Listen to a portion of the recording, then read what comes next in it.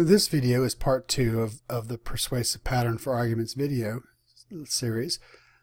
This one specifically, we're going to walk through some various styles or logic methods of structuring arguments. The first one is going to be a statement of logical reasons. This is an idea of here's my reason, here's my reason, here's my reason, and this is why you should listen to me. This can be done still with that same claims, warrants, and impacts with data structure. But the argument is such that you're going to come up and say, this is why I believe this, and here's my subpoints, which will have my evidence to support that, along with my warrant. So you got claim 1. Claim 2, my reason for believing this as I do is this. Again, gives that information. And then if you have claim 3, which is the idea, same concept, same structure. This is the idea that was laid out in the previous video, showing here's claim 1, claim 2, claim 3. Here's what we're trying to accomplish. The next one is for problems and solutions. So we have the first idea of problem solution. Present the problem, then present the solution. So we have the idea, here's the problem. This is what we see going around us. Here's one issue, here's 2 issues, here's 3 issues. When we're dealing with situations like this, sometimes this is similar to what we would present in debate. We would call it the harm or an observation. We're pointing out the problem that exists. We're putting out the harms. What's hurting us in the status quo? What needs to be changed? So here's all the things that are problematic, and here's how we solve it.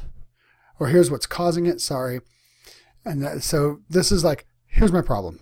Here's what's causing it, and here's how to solve it, and of course how it works and the benefits thereof.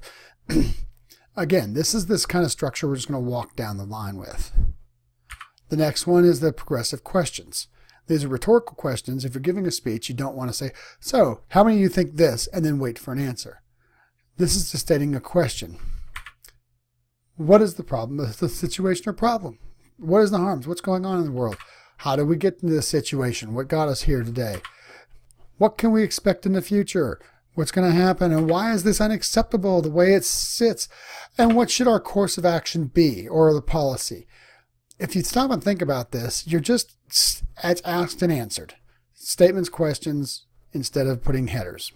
Same concept. You also have what's called a comparative advantage. You have one or two, you're taking two items, putting them side by side, and saying which one's better or which one's worse. There's a couple different ways you can do this. The first one is this. We're going to lay the plan out. Plan is good. Here's the disadvantage of the plan. This is what's bad about it.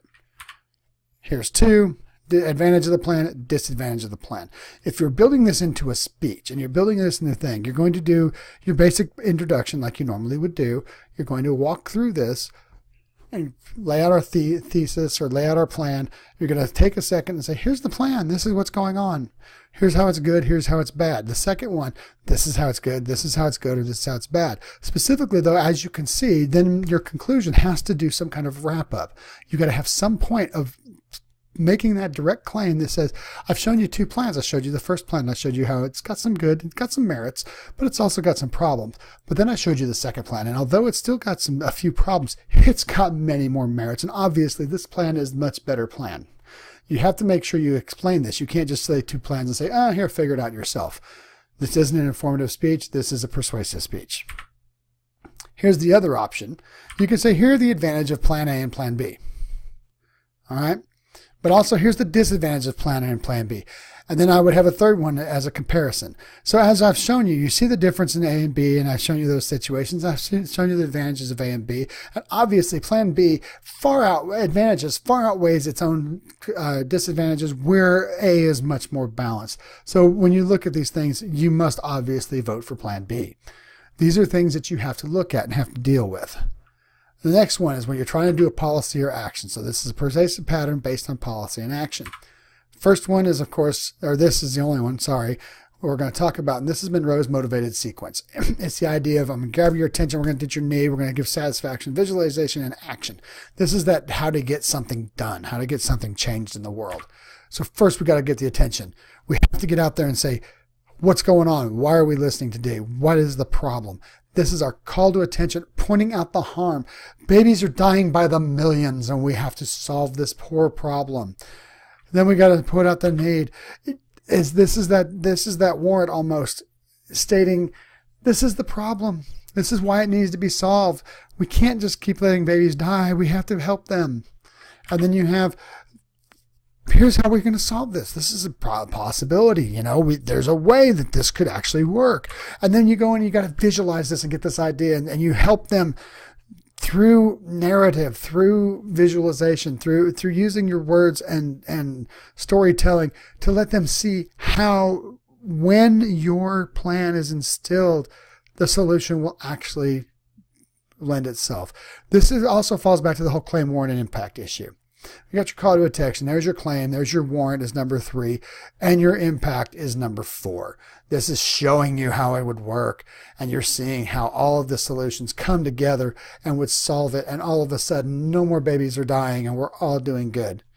Right? And then we have the last thing, the call to action. So you need to call your congressman, or you need to rise up and give us your money, or whatever it is that is going to take to install that plan, to make that thing happen, to get the wheels turning. This is that last call to action. When you do, no matter what form of speech you do, no matter whether you're doing a comparative advantage, or whether you're doing questions, the sequence of questions, or whatever, when you do your conclusion, when you summarize and you bring all that part of it, that clincher material, that last step, needs to be some kind of call. Whether you're trying to get us to change our minds, whether you're trying to get us to do something, or whatever you're asking us to do, whatever you're trying to persuade us of, at the very end, you need to give us a reason. In debate, that is literally us saying, and this is why you should vote for us. If I am up trying to campaign for something, I've shown you all my needs. I've walked through all my steps. I've shown you how I'm better than that candidate, or whatever I've done to persuade you. At the end, it says, when it all comes down to it, you need to go to the polls and you need to cast your vote. You need to cast your vote for the best person out there. And as I've shown you today, that person is me. So whatever you're doing, make sure that you are a strong advocate for yourself or for your cause. Make sure that all this stuff is all cooked down to hit the impacts, to cover it, make sure there's a warrant built in place, and that we understand what exactly you're trying to do.